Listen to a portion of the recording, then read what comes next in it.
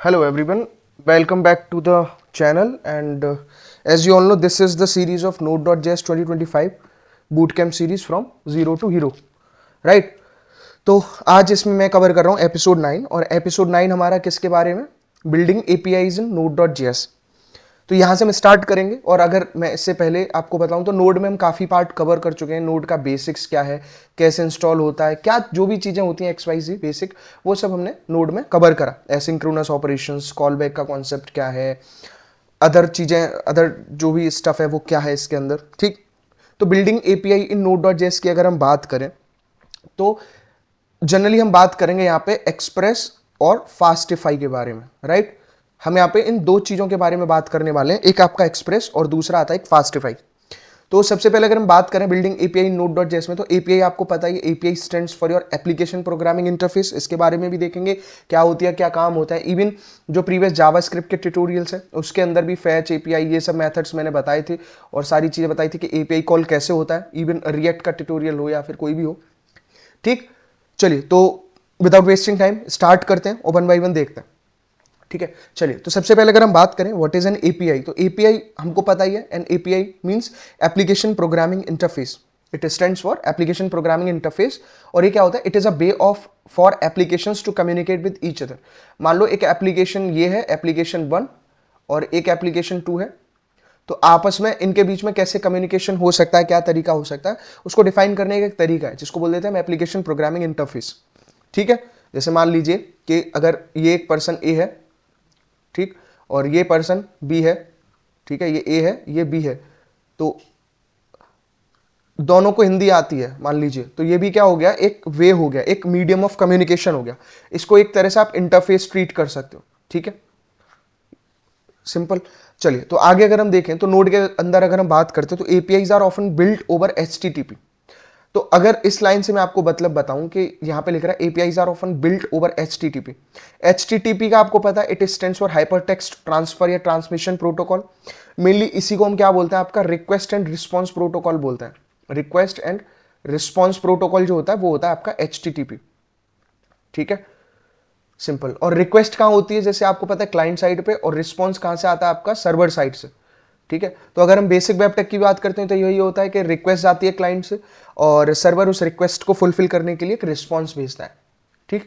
अब वो response obviously इसको हम HTTP request and HTTP response भी बोलते हैं, लेकिन उसके साथ साथ जो रिस्पॉन्स होता है ये होता है आपका जेसॉन फॉर्मेट में। जैसे अगर हम एक्सएमएल की बात करते हैं, एक्सएमएल भी आपका it stands for extensible markup language, और ये भी क्या करती थी, आपका डेटा का स्टोरेज, ये डेटा स्टोरेज और ट्रांसपोर्टेशन का काम करती थी, राइट। तो ये करती थी आपके डेटा स्टोरेज एंड ट्रांसपोर्टेशन का। ऐसे ही जो जेसन का काम होता है, यानी कि जावा स्क्रिप्ट ऑब्जेक्ट नोटेशन, इसका मतलब क्या है, जावा स्क्रिप्ट ऑब्जेक्ट नोटेशन, राइट। तो जावा स्क्रिप्ट ऑब्जेक्ट नोटेशन का सिंपल मतलब है कि ये भी स्टोरेज और डेटा ट्रांसमिशन का काम करता है, यानी कि रिस्पॉन्स जो जाएगा क्लाइंट के पास वो जेसन फॉर्मेट में जाएगा। तो अभी हम कोड में देखेंगे तो वहां पे आपको जेसन वगैरह के बारे में समझ में आएगा, ठीक है। और एचटीटीपी के बेस पे ही एपीआई काम करती है। तो responding to client request like a browser, mobile app और फ्रंट एंड। अगर आप सिंपली बात भी करते हो, जैसे अगर आप एक मैंने कई बार मल्टीपल टाइम्स एक रेस्टोरेंट का एग्जांपल दिया क्योंकि वो बहुत कन्वीनियंट लगता है, ठीक है। कैसे कन्वीनियंट लगता है, या फिर मान लीजिए आप हैं, आपने क्या करा है, सबसे पहले एक ऑर्डर प्लेस करा, ठीक है, आपने क्या करा, एक ऑर्डर प्लेस करा, और ऑर्डर यानी कि एक रिक्वेस्ट प्लेस करी। फिर क्या है कि बेटर आया, बेटर को आप क्या मान सकते हो, बेटर को मान सकते हो आप एपीआई। बेटर क्या है, बेटर होता है आपका एपीआई, ठीक है। और एपीआई उसको ले गया वो किचन में, किचन को मान लो आप सर्वर, ठीक। तो ये क्या करेगा, आपका ऑर्डर प्रोसेस हुआ बेटर के और उसके द्वारा, फिर आपको रिस्पॉन्स वापस मिला। तो तीन चीजें यहां पे होती हैं, रिक्वेस्ट करना, प्रोसेस करना, और उसके लिए जो भी आपको रिस्पॉन्स मिल रहा है वापस, वो सारी चीजें, ठीक है। तो ये एक रियल लाइफ एनालॉजी है इसकी। और अगर हम आगे बात करें Node.js एपीआई यूजुअली क्या क्या चीजें हो सकती हैं Node.js के एपीआई के अंदर, रिसीव्स एन एचटीटीपी रिक्वेस्ट। जो एचटीटीपी रिक्वेस्ट रिसीव करता है वो ये चीजें हो सकती है, उसमें गेट हो सकता है, गेट मेथड का यूज हो सकता है, पोस्ट का हो सकता है, पुट मेथड का यूज हो सकता है, और आपका डिलीट का यूज हो सकता है, कोई सा भी कुछ भी हो सकता है। उसके अलावा और अगर हम बात करें तो इट प्रोसेसेस डेटा और इंटरेक्ट विद डेटाबेस, ठीक है। यही एपीआई किसके साथ इंटरेक्ट करती है, आपके डेटाबेस के साथ में, राइट। फिर आता है आपका सेंड्स अ स्ट्रक्चर्ड रिस्पॉन्स, ठीक है, ये एक स्ट्रक्चर्ड रिस्पॉन्स भी सेंड करता है, यानी कि अभी जो आपको बताया कि पहले एक्सएमएल या जेसन की फॉर्म में जो रिस्पॉन्स आता है वो जाता है यहाँ पे, राइट। तो ये हुआ आपका एपीआई का बेसिक, क्लियर। अभी हम आगे बात करें तो दूसरा है वाई एक्सप्रेस एंड फास्टिफाई। अब सबसे पहले बात करें कि अगर हमने यहाँ पूछा भी है कि एक्सप्रेस या फास्टिफाई क्यों, तो हमको ये तो पता होना चाहिए कि एक्सप्रेस और फास्टिफाई है क्या। देखिए सिंपली पहले भी आपको बताया कि अगर हम बात करते हैं नोड डॉट जेएस, तो नोड डॉट जेएस बेसिकली क्या है कि नोड डॉट जेएस क्या है इसमें जावा स्क्रिप्ट के कोड, आपके जावा स्क्रिप्ट कोड है, और आपको ये पता है जावा स्क्रिप्ट को mainly client side scripting language की तरह ट्रीट करते हैं जो ब्राउजर पे ही एग्जीक्यूट हो जाती है। लेकिन अगर जावा स्क्रिप्ट कोड को आउटसाइड द ब्राउजर एग्जीक्यूट कराना है तो उसके लिए जो एक रन टाइम एनवायरमेंट प्रोवाइड कराता है वो है आपका नोड डॉट जेएस, ठीक है। अब नोड डॉट जेएस के लिए क्या है, जैसे आपको पता है कि जेएस में अगर हम क्लाइंट साइड पे बात करें तो हमारे पास बहुत सारे लाइब्रेरी या फ्रेमवर्क्स हैं जावा स्क्रिप्ट के, जैसे आपके पास व्यू है, आपके पास रिएक्ट है लाइब्रेरी, आपके पास एंगुलर है, ठीक है। तो ये सब आपको पता है, ये सब क्लाइंट साइड पे काम करती हैं। तो ऐसे ही क्या होता है, जो एक्सप्रेस एंड फास्टिफाई है ये आपके किसके, नोड डॉट जेएस फ्रेमवर्क्स हैं। ये क्या है, आपके नोड डॉट जेएस फ्रेमवर्क्स, ठीक है। एक्सप्रेस बहुत पॉपुलर है, काफी स्टेबल है, बहुत अच्छे से एप्लीकेशंस इस पर डेवलप होती हैं, लेकिन थोड़ा सा कंपैरेटिवली आजकल फास्टिफाई की अपनी कुछ प्रायोरिटाइज बोलो या फिर उसकी कुछ अपनी एडवांटेजेस हैं, ठीक है। तो क्यों है, उसका रीजन क्या है, अभी तो ये स्टार्ट करा है मैंने ट्यूटोरियल, अभी और डिटेल में इसमें हम देखेंगे सारी चीजें। तो यहां पे अगर आप बात करते हो तो फीचर्स की बात करते हो, एक्सप्रेस की बात करते हो, और फास्टिफाई यानी कि फीचर के बेस पे। अगर पहला फीचर अगर हम कंपेयर करते हैं तो पहला फीचर है आपके पॉपुलैरिटी के बेस पे, तो express is very popular and long standing, काफी स्टेबल है और लॉन्ग स्टैंडिंग है, वेरी यूजफुल। और फास्टिफाई की बात करें तो it's a newer and growing fast, comparatively express it's new and it's growing fast. Second आता है परफॉर्मेंस, तो परफॉर्मेंस के बेस पे अगर हम देखें तो एक्सप्रेस की जो परफॉर्मेंस है वो मॉडरेट है, ठीक है। एक्सप्रेस की परफॉर्मेंस है मॉडरेट, और फास्टिफाई की जो परफॉर्मेंस है वो कंपैरेटिवली एक्सप्रेस थोड़ी फास्ट है, यानी कि 2x और 3x की स्पीड पे अगर आप देख सकते हो कंपेयर करके। जैसे अगर आप इस वीडियो की बात करें तो आप इसे ज्यादा स्पीड में भी चला सकते हो। फिर आता आपका थर्ड फीचर, ठीक है। Third feature is a simplicity, express is basically easy to learn और fastify slightly structured language, right.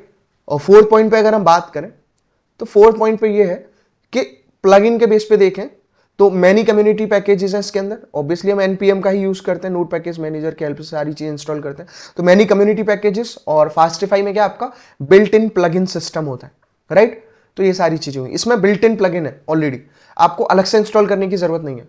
और आइडियली देखें तो ideally express is very good for beginners या फिर आपके लेगेसी एप्स, और जो आपके हाई परफॉर्मेंस एप्स हैं उसके लिए फास्टिफाई ज्यादा एडवांटेजियस है ओवर द एक्सप्रेस, ठीक।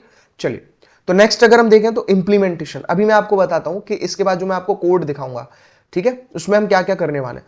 तो इंप्लीमेंटेशन अगर हम देखें एपीआईज के बारे में तो दो वर्जन हम यहाँ पे देखेंगे। दो वर्जन कैसे, क्योंकि अब हम कंपेयर कर रहे हैं तो एक आपका एक्सप्रेस हो जाएगा और दूसरा वर्जन आपका फास्टिफाई का हो जाएगा, ठीक है। तो सबसे पहले हमको यही देखना है कि इन दोनों को कैसे इंस्टॉल करते हैं और क्या कोड इनका होता है, ठीक है।